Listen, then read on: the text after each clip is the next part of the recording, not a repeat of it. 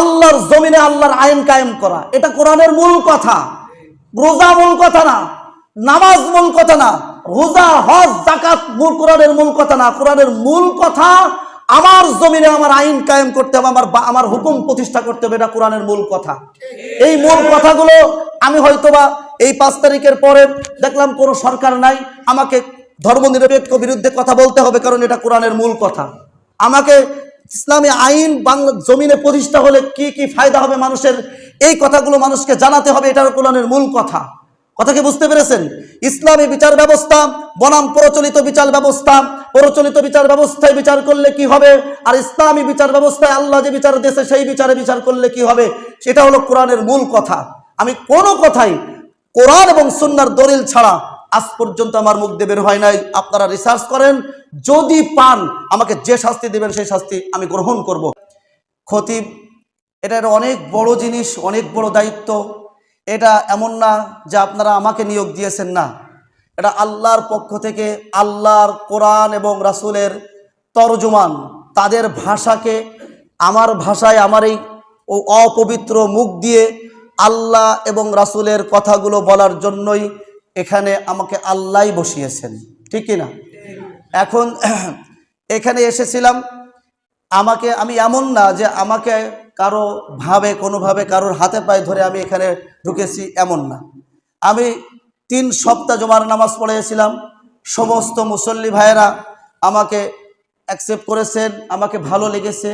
তারপরে বলেছেন হুজুরকে রাখা যায়। আমাকে ইন্টারভিউ বোর্ড বসানো হয়েছিল, এখানে বড় বড় আলেমরা এসেছিলেন, তারা ইন্টারভিউ নিয়েছেন।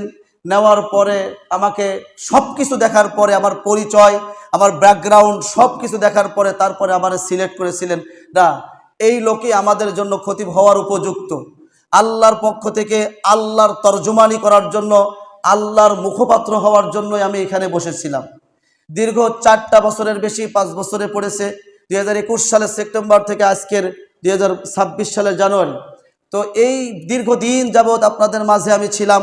আমি ওয়াল্লাহি বলতেছি, কোনো কথা আজ পর্যন্ত কোরআন হাদিসের বাইরে কোনো কথা আমি বলি নাই। যদি আমার কোনো কথা কোরআন হাদিসের বাইরে পান, আমাকে যত ধরনের শাস্তি আছে শাস্তি দিয়ে আপনি আমাকে এই মসজিদ থেকে বের করে দিবেন, আমি সেটা মাথা পেতে মেনে নেব। 1 নাম্বার। 2 নাম্বার কথা হলো, কোরআন হাদিসের পক্ষে আমি কথা বলেছি। আমার প্রত্যেকটা বয়ান কম বেশি ভিডিও হয়, ইউটিউবে আছে, প্রত্যেকটা বয়ান কম বেশি ইউটিউবে আছে। আপনারা প্রত্যেকটা বয়ান নিয়ে রিসার্চ করতে পারেন, রিসার্চ টিম গঠন করে প্রত্যেকটা বয়ান নিয়ে রিসার্চ করতে পারেন। আমার প্রত্যেকটা বয়ানে কোরআন হাদিসের কথা ছাড়া বাইরের কোনো কথা আমি বলি নাই। আমি সর্বপ্রথম যেদিন এখানে বসেছিলাম সেদিন 5 মিনিট আমি মুসল্লিদেরকে ছেড়ে দিয়েছিলাম।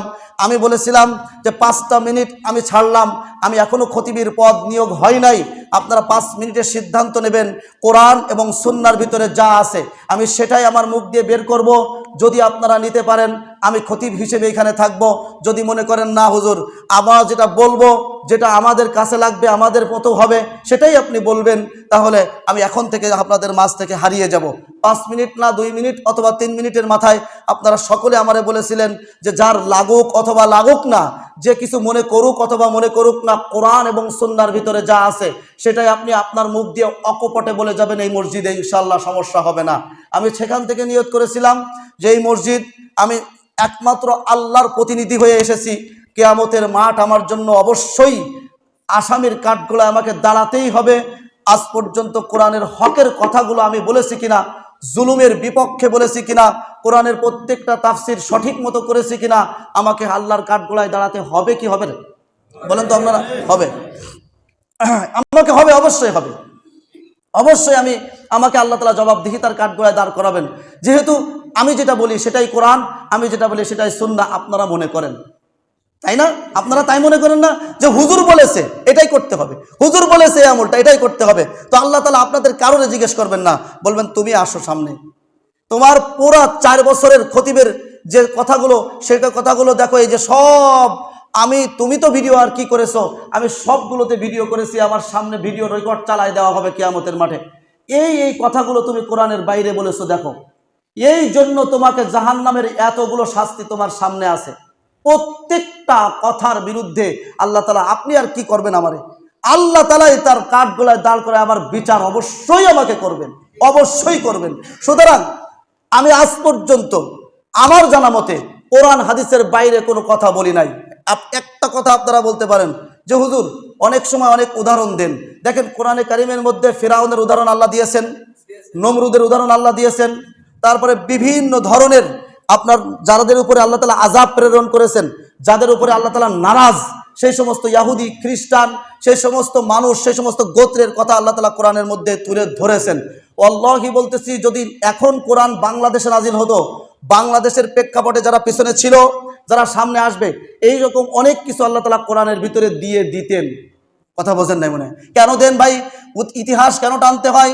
পিছনের ঘটনা কেন টানতে হয়? কেন বর্তমান প্রচলিত ঘটনাগুলো কেন টানতে হয়?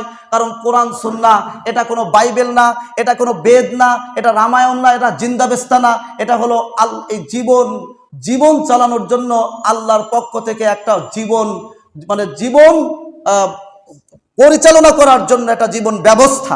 অর্থাৎ আপনি যে সমস্যায় পড়েছেন, রাজনৈতিক সমস্যা হোক, পারিবারিক সমস্যা হোক, সমাজকেন্দ্রিক সমস্যা হোক, কোরআনে কারিমে চোখ দিলে সেই সমস্যার সমাধান অবশ্যই পাবেন। যদি এটা মনে করেন তাহলে আমাকে তো বর্তমান প্রেক্ষাপটের সেই সমস্যাগুলো কোরআন হাদিস থেকে সমাধান করে আপনার মাঝে তুলে দেওয়াটাই আমি মনে করি আমার জন্য ওয়াজিব, ফরজ। ঠিক কিনা? ঠিক কিনা? এই বাস্তব প্রেক্ষাপটের কথাগুলো আমি জীবনে বহুবার রমজান নিয়ে আলোচনা করেছি, রমজান নিয়ে। কিন্তু ভাই কোরআনের মূল কথা দিন কায়েম করা, ভাই কোরআনের মূল কথা আল্লাহর জমিনে আল্লাহর আইন কায়েম করা, এটা কোরআনের মূল কথা। রোজা মূল কথা না, নামাজ মূল কথা না, রোজা হজ যাকাত মূল কোরআনের মূল কথা না। কোরআনের মূল কথা আমার জমিনে আমার আইন কায়েম করতে হবে, আমার হুকুম প্রতিষ্ঠা করতে হবে, এটা কোরআনের মূল কথা। এই মূল কথাগুলো আমি হয়তোবা এই 5 তারিখের পরে দেখলাম কোনো সরকার নাই, আমাকে ধর্মনিরপেক্ষ বিরুদ্ধে কথা বলতে হবে, কারণ এটা কোরআনের মূল কথা। আমাকে ইসলামী আইন বাংলা জমিনে প্রতিষ্ঠা হলে কি কি ফায়দা হবে মানুষের, এই কথাগুলো মানুষকে জানাতে হবে, এটার কোরআনের মূল কথা। কথাকে বুঝতে পেরেছেন? ইসলামী বিচার ব্যবস্থা বনাম প্রচলিত বিচার ব্যবস্থা, প্রচলিত বিচার ব্যবস্থায় বিচার করলে কি হবে, আর ইসলামী বিচার ব্যবস্থায় আল্লাহ যে বিচার দিয়েছে সেই বিচারে বিচার করলে কি হবে, সেটা হলো কোরআনের মূল কথা। আমি কোনো কথাই কোরআন এবং সুন্নাহর দলিল ছাড়া আজ পর্যন্ত আমার মুখ দিয়ে বের হয় নাই। আপনারা রিসার্চ করেন, যদি পান আমাকে যে শাস্তি দেবেন সেই শাস্তি আমি গ্রহণ করব। তবে আমি বলেছি উদাহরণ দিতে গিয়ে বর্তমান প্রেক্ষাপটের অনেক কিছু উদাহরণ আমাকে দেওয়া লাগে মানুষকে বোঝানোর জন্য, ভাই এটা আর কিচ্ছু না। আজকে আমার বাড়ি এখানে আমার আত্মীয় স্বজন সবকিছু, আমার এখানে মসজিদে যারা আছেন তারা অনেকেই আমার রক্তের আত্মীয় আছেন, আমার আত্মীয় স্বজন সবাই আছেন। আমি বলি, আমি জানি, আমি বুঝি, আমি মনে করি যে আমি যদি একা জান্নাতে কেন যাব? আমি যদি আমার প্রত্যেকটা মুসল্লি এইভাবে যেভাবে বসে আছে জান্নাতুল ফেরদাউসে যদি বসে থাকতে পারতাম তাহলে আমার জীবন সার্থক। আমরা ওই জন্যই মাদ্রাসায় পড়েছি যে আমরা একা জান্নাতে যাব না, জান্নাতে তো আমরা যাবই যাব আল্লাহ যদি রহম করে, এবং আমরা আমার তাওহীদি জনতা পুরো বিশ্বের মানুষ নিয়ে একসাথে জান্নাতে ঢোকার সেই চিন্তাধারা নিয়ে এখানে বসেছিলাম। এবার কিছু প্রেক্ষাপট তৈরি হয়েছে, যে প্রেক্ষাপটের পক্ষ থেকে আমাকে কমিটির পক্ষ থেকে বলা হয়েছে হুজুর যে আপনি এই রকম বক্তব্য আর দিতে পারবেন না, 1 নাম্বার। 2 নাম্বার, এমন বক্তব্য দিতে হবে যেহেতু এখানে আওয়ামী লীগ, বিএনপি, জামাত ইসলাম, জাতীয় পার্টি, তারপরে সর্বশ্রেণীর লোক আপনার মসজিদের মুসল্লি হয়, আপনি এমন বক্তব্য দিবেন যে বক্তব্য সকল মানুষের হৃদয় ছুঁয়ে যায়, সকল মানুষ আপনার সাথে সন্তুষ্ট থাকে, আপনি সেই বক্তব্য দিবেন। আমি আল্লাহ মানুষের হৃদয় সন্তুষ্ট করতে পারে নাই। যে আল্লাহ সবাইকে সৃষ্টি করে সবার হৃদয় যে আল্লাহ সন্তুষ্ট করতে পারে নাই, আমি সামান্য একজন গোলাম, গুনাহগার, নালায়েক আপনাদের সবার মন জয় করতে পারবো না। কোরআনের সত্য কথাগুলো বললে অবশ্যই কিছু মানুষ এমন হবেই ভাই, কেউ যে নামাজ পড়ে না নামাজের বিরুদ্ধে কথা বললে তার লাগবেই লাগবে, যে রোজা থাকে না রোজার বিরুদ্ধে কথা বললে লাগবেই লাগবে, যে যাকাত দেয় না যাকাতের বিরুদ্ধে কথা বললে লাগবেই লাগবে, যে আল্লাহর জমিনে আল্লাহর আইন প্রতিষ্ঠা করতে চায় না আল্লাহর আইনের কথা বললে তাকে লাগবেই লাগবে। সুতরাং আমি আজকে আপনাদের সকলের মাঝ থেকে আজকে এই মুহূর্তে আমি বিদায় নিচ্ছি। আমি আগামী সপ্তাহ থেকে আর আসবো না আপনাদের মাঝে, যেহেতু এই জায়গা থেকে বলা হয়েছে যে আপনি এই জায়গা থেকে এমন কথা বলবেন সবাই যাতে রাজি থাকে। আমার পক্ষে সম্ভব নয়। আমি আল্লাহর কথা বলি, আল্লাহ রসুলের কথা বলি, সে যেটা যার কিছু হয়ে যাক না যাক, আমার কিছু দেখার দরকার নাই। আমার এই ধর মাথায় যেদিন থাকবে, আমি হকের পক্ষে থাকবো, হকের হাসি নিয়ে আল্লাহর কাছে আমি পৌঁছাতে চাই।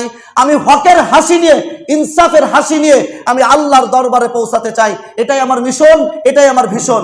সুতরাং যেখানে হকের কথা বলা যাবে না, কোরআন এবং সুন্নাহর সত্য কথাগুলো, সব কথাগুলো বলা যাবে না, সেই জায়গায় আমি এই খতিবের দায়িত্ব নিয়ে আমার কোনো লাভ নাই। আল্লাহর কাছে আমার জবাবদিহিতা আছে। এই জন্য সবার কাছ থেকে হাত জোড় করে আজকের 4-5টা বছর আপনাদের মাঝে ছিলাম। যদি কোনো কারণে, কোনো বিষয়ে আপনারা যদি আমাদের মনে কষ্ট পেয়ে থাকেন কোনো কথায়, আল্লাহর হস্তে হাত জোড় করে ক্ষমা চাই, মাফ করে দিবেন। আগামী সপ্তাহ থেকে আপনারা অন্য খতিব নেন। আসসালামু আলাইকুম ওয়া রাহমাতুল্লাহি ওয়া বারাকাতুহু।